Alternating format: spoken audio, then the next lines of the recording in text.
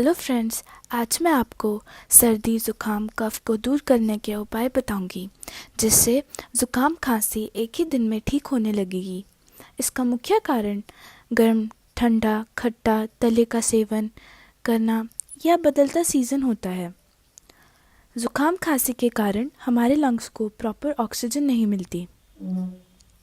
इसे जड़ से ख़त्म करने के लिए ये उपाय करें।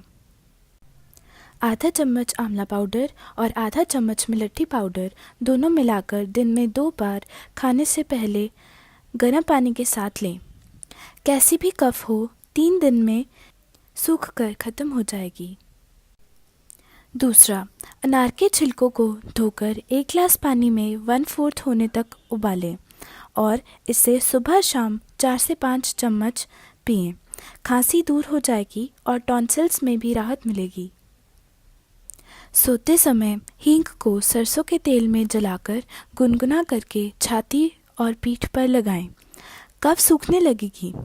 ये उपाय छोटे बच्चों के लिए भी बहुत फायदेमंद है।